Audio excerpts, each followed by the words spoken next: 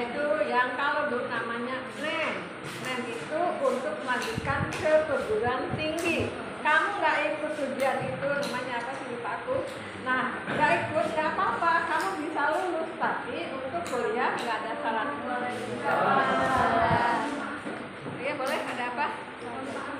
Cepetan.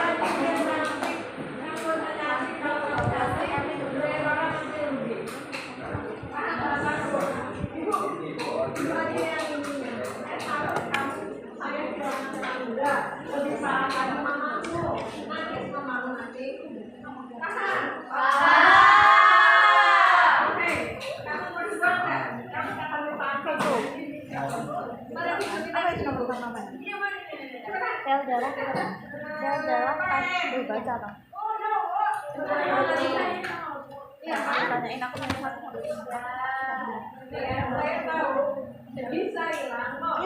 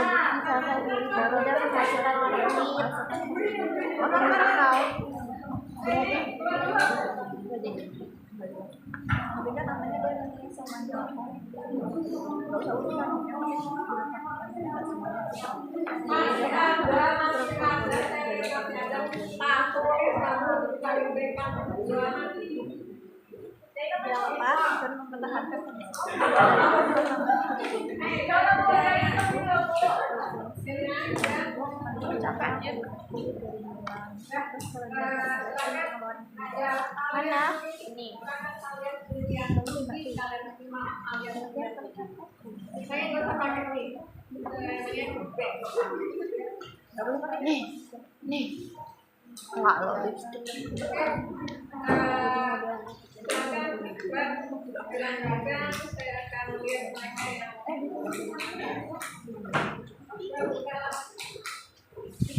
Itu siapa sih? Ini aku punya kamu.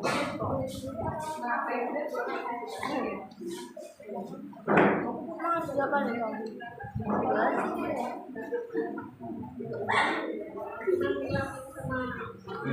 Baik, assalamualaikum warahmatullahi wabarakatuh.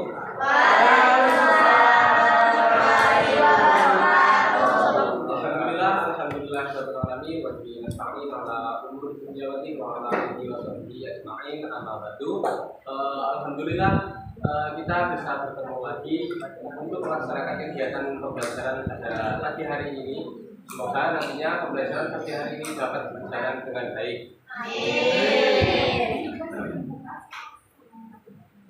Baik, yang kemarin apa itu belajar tentang apa yang minggu sebelumnya? Belajar tentang manusia. Nah, itu termasuk sistem regulasi bukan? Nah, sekarang kita akan belajar sistem regulasi lagi yang membahas tentang hormon. Hormon itu yang mengatur tubuh kita ya, teman-teman. Kalau hormonnya kita rusak, ya tubuh kita nanti banyak yang cacat. Nah, tolong perhatikan baik-baik. Sistem regulasi itu ada 3 ya cabangnya yang terbesar. Yang pertama adalah sistem saraf, kedua sistem indera, yang ketiga sistem hormon. Di mana sistem hormon ini nanti sistem endokrin ya teman-teman, ini adalah materi yang paling susah. Jadi karena banyak sekali kata-kata ilmiah di dalam itu. Jadi diharapkan nantinya tujuannya itu minimal ya. Minimal nanti setelah pembelajaran ini kalian bisa menyebutkan di mana letak hormon-hormon kalian. Jadi masih ingat kita akan belajar apa hari ini? Regulasi. Yang membahas tentang nah, fokus ya. Selanjutnya sistem endokrin. Sistem endokrin adalah sistem pengatur aktivitas tubuh melalui aliran darah. Jadi sistem endokrin ini teman-teman, ini bukan apa ya, bukan kelenjar dan juga bukan hormon, tapi sistem. Nantinya sistem endokrin ini akan menghasilkan kelenjar endokrin, dan kelenjar endokrin itu akan menghasilkan berbagai hormon. Ingat tidak urutannya? Sistem endokrin ini sistem ya. Nanti pada sistem endokrin ini dia menghasilkan kelenjar endokrin. Kemudian kelenjar endokrin, kelenjar ini kan pabrik ya, kelenjar masih pabrik juga kelenjar. Nah, kelenjar ini nanti menghasilkan hormon. Hormon itu yang mengatur tubuh kita. Baik, selanjutnya yaitu sistem endokrin, yaitu sekumpulan kelenjar dan organ yang memproduksi hormon. Kenapa kakak tadi ngomongnya kelenjar dan hormon, kok di sini ada organ? Memang lupa lagi bapak. Organ karena ada itu yang namanya timus, tiroid, itu termasuk organ. Makanya juga di sini juga organ juga termasuk. Tadi cuma ya. Kemudian kelenjar endokrin ini disebut kelenjar buntu karena tidak memiliki saluran dan langsung diangkut oleh plasma darah. Ya, yaitu ini tadi kan sistem endokrin menghasilkan kelenjar endokrin. Kelenjar endokrin ini disebut kelenjar buntu karena dia efeknya langsung melalui pembuluh darah plasma darah. Biasanya disebut kelenjar buntu tanpa ada tentara. Kemudian hormon yaitu senyawa organik yang membawa pesan kimia di dalam aliran darah menuju sel atau jaringan. Nah, apa? Tetap. Ayo monggo. Baca dulu ya.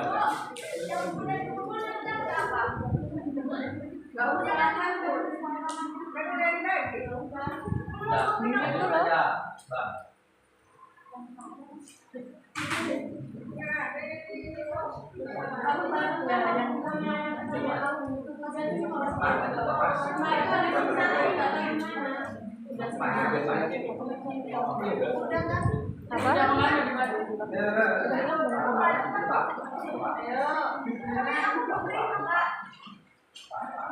Yang sudah ngumpul tapi belum menerima bukunya ya. Kemarin itu kakak cuma bagikan bukunya itu. Kemarin bukunya dia di situ. Aku baca ada tulisan. Ingat coba Kemarin di situ loh kak. Iya. Ada itu tuh yang paling bawah, yang paling bawah. Yang paling bawah kak. Ya ini. Iya. Nah.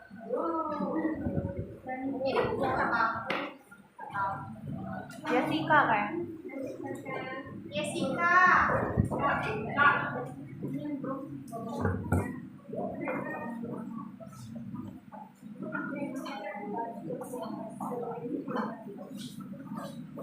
Baik, sudah atau belum? Belum.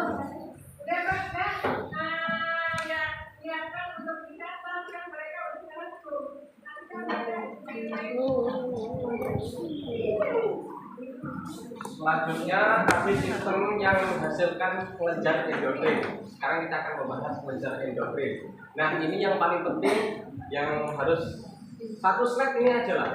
Kalian harus catat, kalian harus perhatikan benar. Slide selanjutnya nanti kita bahas pengertiannya saja. Karena ini yang dijadikan LKPD juga ini ya nantinya.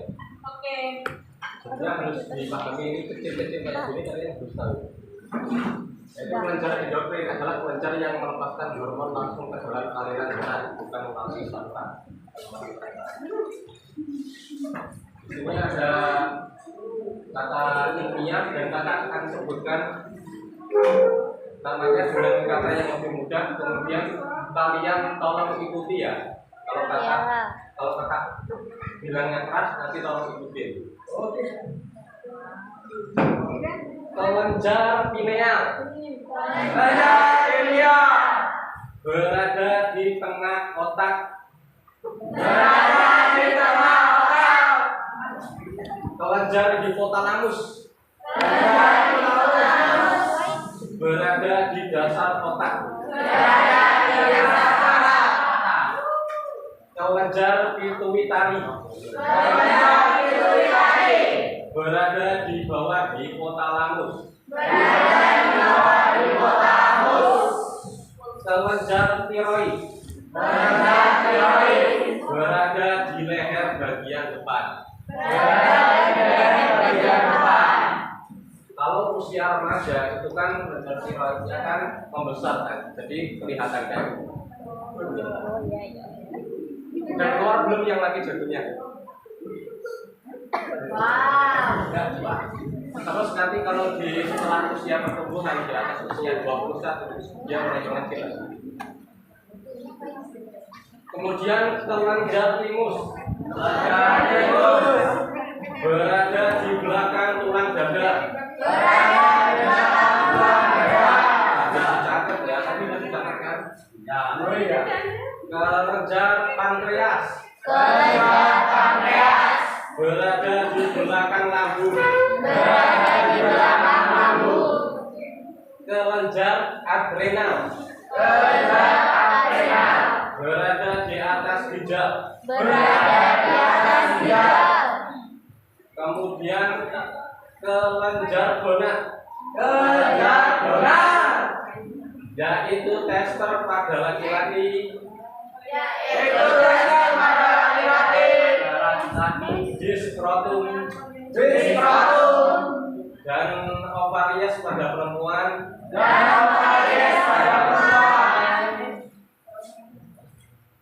Di dalam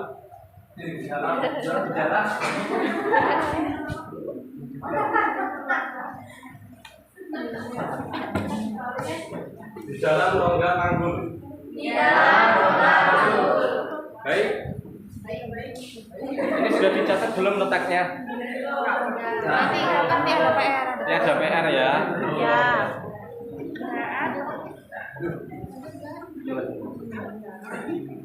Nah ini tadi ya yang kita bahas tadi kan. Di sini kan teman-teman di tengah otak ya ada kelenjar pineal.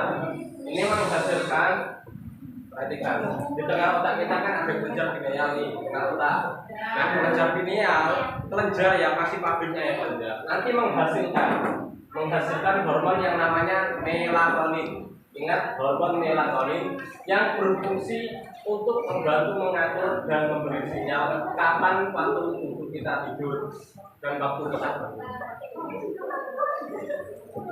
Kemudian di sini ada kelenjar hipotalamus yang akan menghasilkan 3 hormon ini dan fungsinya ini. Nanti kita bahas di sana. Baik, selanjutnya.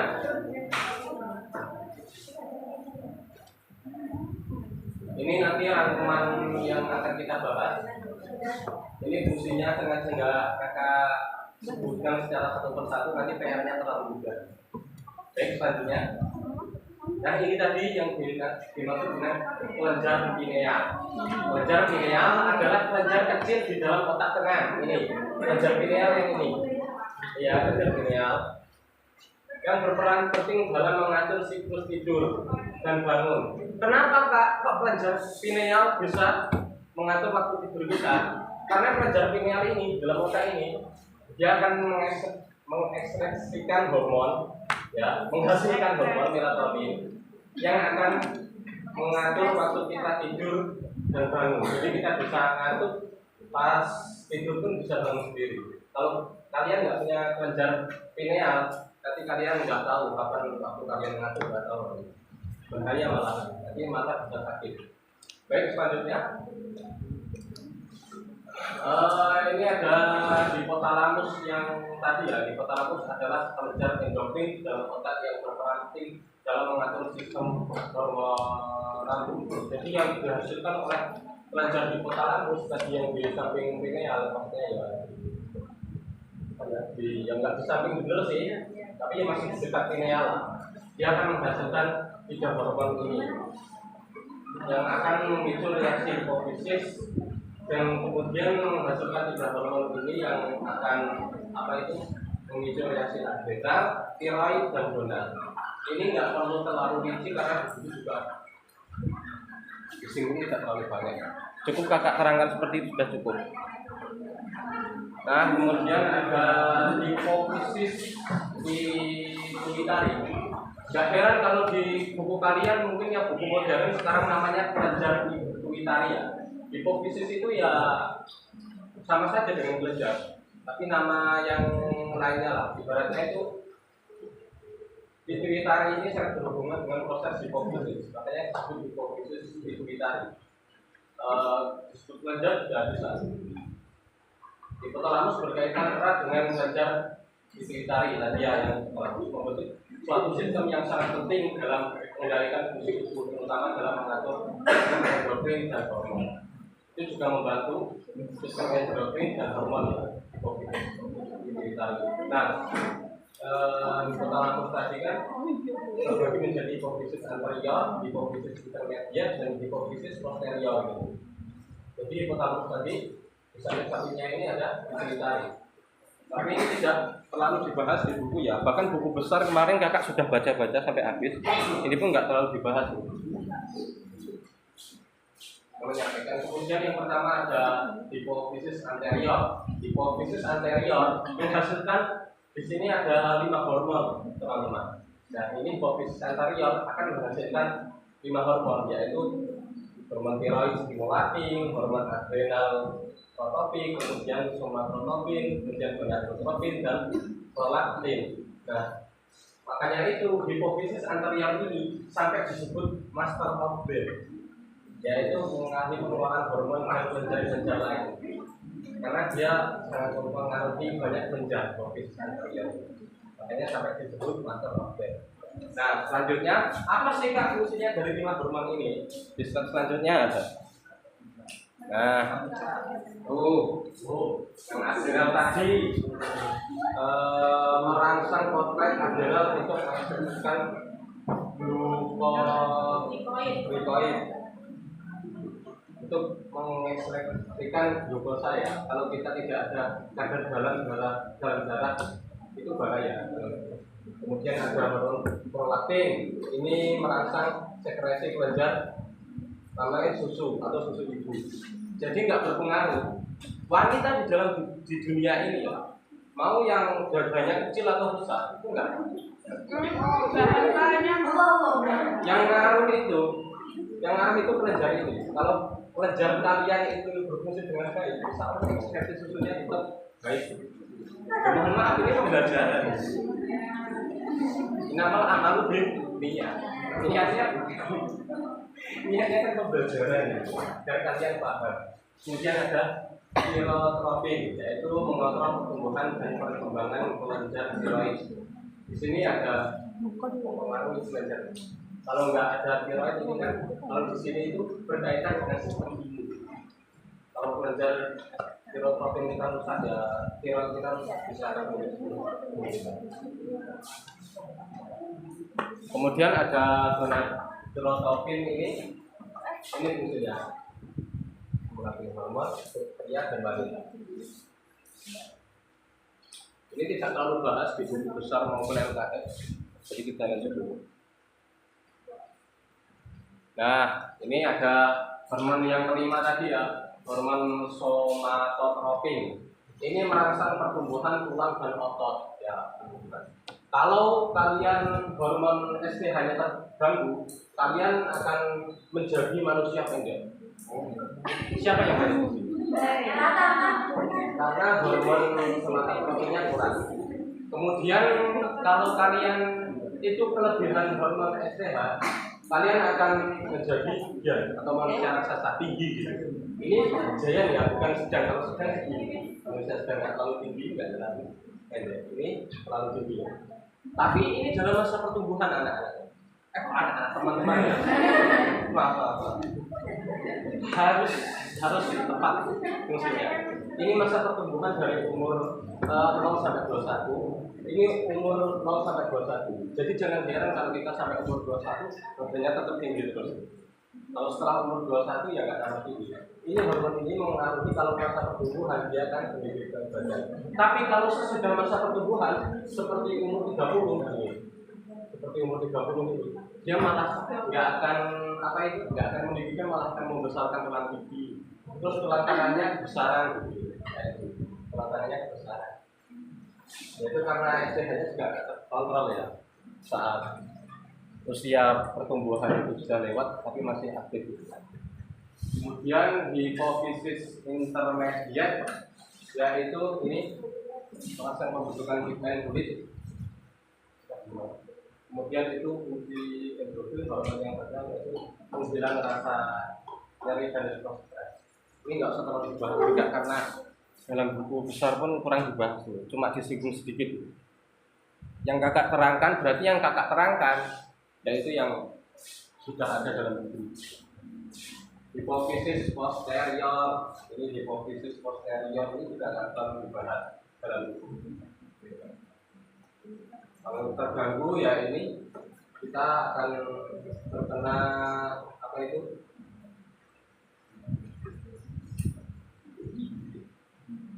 Hilangnya air dalam ginjal sehingga menurunkan volume air yang dilakukan. Kemudian itu kalau normal konsentrasi obat polos asal dilanjutkan.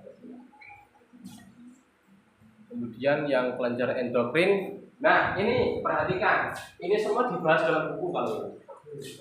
Maka kalau ini LKS mau besar. Ini ada kelenjar tiroid, kelenjar paratiroid, kelenjar tipus dan kelenjar pankreas. Masih ingat kan tadi letaknya di mana gitu? Ini yang namanya bujang, tadi namanya agak sulit ya. Tiroid di mana tadi? Tiroid di sini. Ya, betul. Nah, tadi udah dicatat, hati-hati loh Pak, nggak dicatat. Ini fungsinya ini. Baca sebentar deh Pak. Nggak kakak bacakan, nanti kalau udah kakak lewat. Perhatikan itu. Artinya kamu bikin PR susah nanti. Itu kelenjarnya, itu hormonnya. Nah, lanjut. Kemudian ada kelenjar gondok, kelenjar tiroid. Kalian cukup tahu satu fungsinya saja. Ini, yaitu meningkatkan laju metabolisme. Ini yang paling penting ini. Di buku juga banyak ada yang ingat. Kelenjar tiroid berfungsi untuk meningkatkan laju metabolisme. Karena dia menghasilkan ini hormon ini. Coba fisik kemarin di mana dan merupakan vitamin kalsium ya sama dengan namanya itu. Mengatur kalsium gitu. Nah kemudian ada kelenjar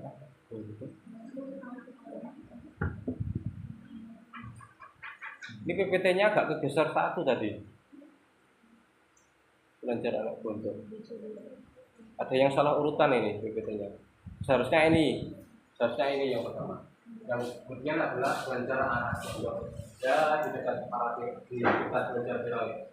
Yaitu kelenjar paratiroid adalah kelenjar kecil yang terletak di belakang kelenjar tiroid, penting dalam mengatur kadar kalsium dalam darah.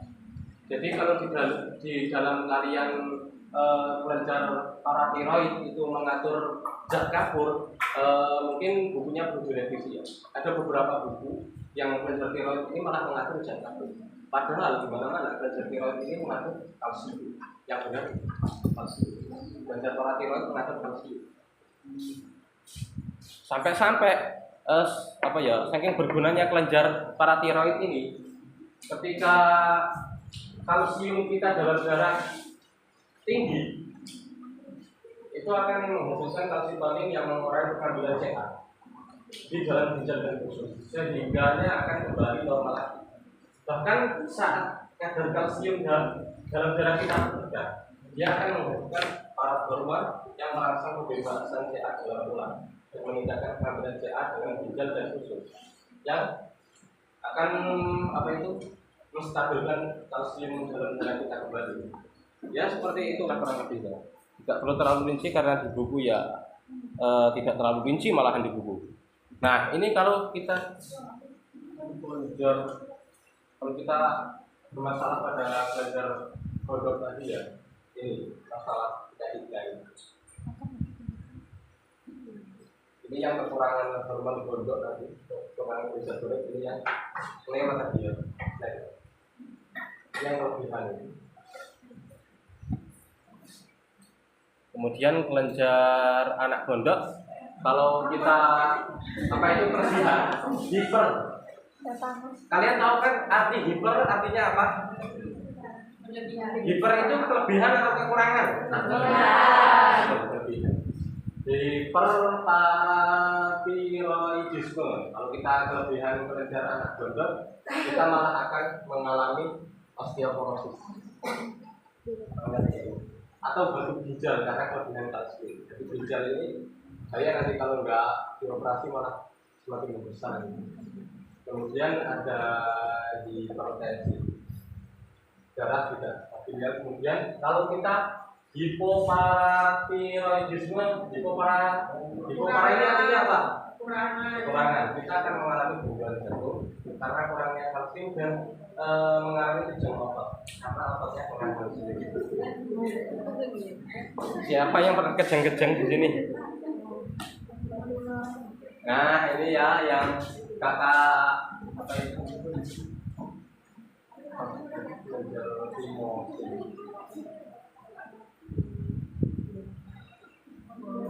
Kelenjar timus atau kacang ini terdiri dari dua lobus berwarna kemerah-kemerahan. Jika pada bayi atau balita ini bisa berukuran 10 gram. Kalau remaja biasanya itu berukuran 30 sampai 40 gram. Lalu kalau jika dewasa itu menyusut dia.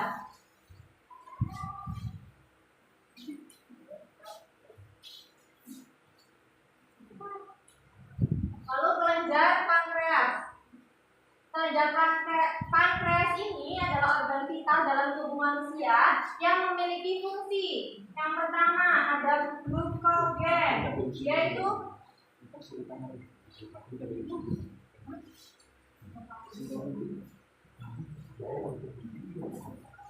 memecahkan glikogen menjadi gula.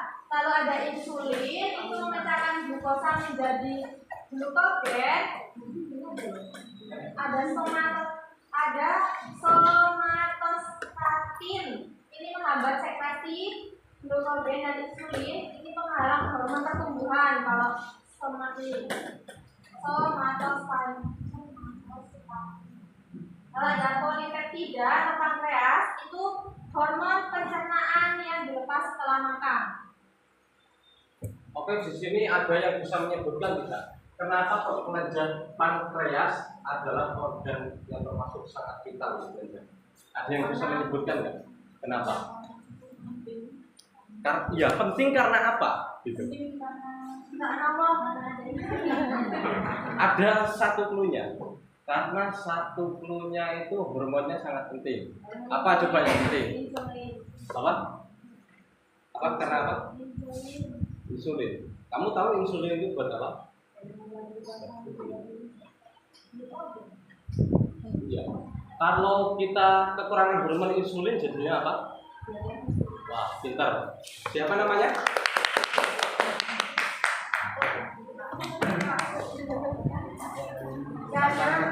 Karena itulah kelenjar pankreas adalah organ vital karena dia mengandung glukagon dan insulin. Kekurangan gula bahaya karena tidak ada yang besar. Kelebihan gula juga sangat bahaya. Insulin ini mahal sekali ya. Satu tetesnya aja bisa jutaan harganya kalau kalian beli insulin ini. Jadi jangan makan gula banyak-banyak. Nanti insulinnya nggak seimbang.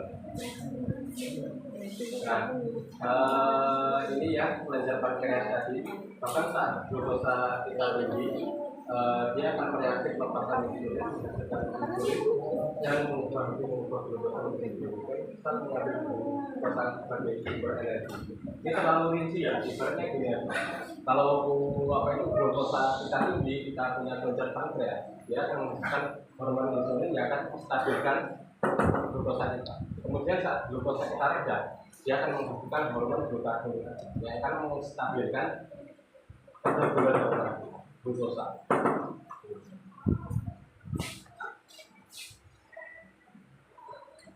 Itu ada abnormalitas kelenjar pankreas ya.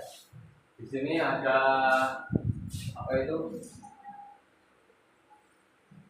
hipersekresi dan hiposekresi. Ini kalau kelebihan kelenjar pankreas kita bertanya akan rasa lemas, akan kabur, akan lebih, kita jadi meningkat dan pusing. Kalau kekurangan ya itu ya, sering merasa haus dan lapar, pandangan mata kabur, penurunan berat badan, sering berat, luka sembuh dan juga. Ya sangat jelas ya, luka sembuh ini sudah merupakan tanda-tanda diabetes. Ini bukan buruk ya itu. Ini contohnya saja buruk sampai menjadi buruk diabetes. Penurunan berat badan. Itu karena kekurangan kelenjar pankreas. Nah ini rangkumannya tadi yang adrenal dan berat. Ini juga rangkuman selanjutnya yang akan kalian bahas yaitu testis dan ovarium. Ini fungsinya ya ada di angka ini. Lihat sebentar. Kemudian lanjut. Nah kemudian selanjutnya ada kelenjar anak ginjal, yaitu kelenjar kecil yang berbentuk segitiga yang terletak di atas ginjal. Kelenjar ini memproduksi berbagai hormon penting, ya seperti hormon penting ya seperti adrenal dan glukokortikoid. Dan ada juga ini tidak terlalu dibahas di buku tadi bentuknya juga.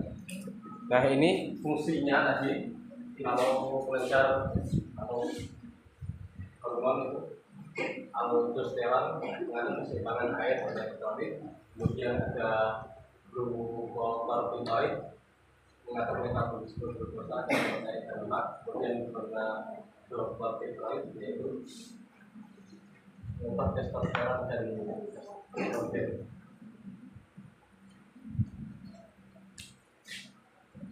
Kemudian adrenal meningkatkan frekuensi jantung, metabolisme dan konsumsi oksigen. Kemudian noradrenaline yaitu meningkatkan tekanan darah dan oksigen. Ini fungsinya di buku ada nggak? Coba dilihat. Ada.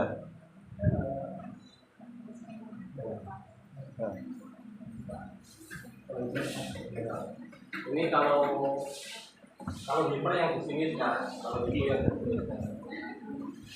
Kalau hiper, kalau kelebihan ya jadinya kayak gini ya, penumpukan lemak di wajah, terus osteoporosis.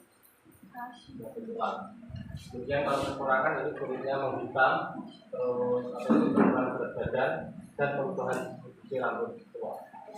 Karena kelenjar anak ginjal sudah tua ya akan menurun ya, sehingga rambut kita menjadi putih.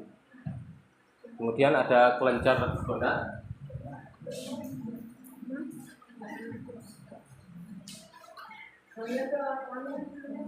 Kelenjar gonad itu alat kelamin ya. Kalau di cowok atau testis, dia itu ada testosteronnya, itu memicu pembentukan sperma, menentukan ciri kelamin sekunder pria. Lalu pada ovarium atau wanita ini ada dua, ada estrogen dan progesteron.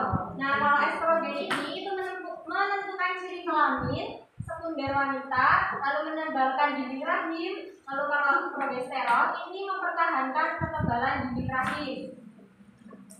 Di kelenjar gonad ini masing-masing ada fungsinya.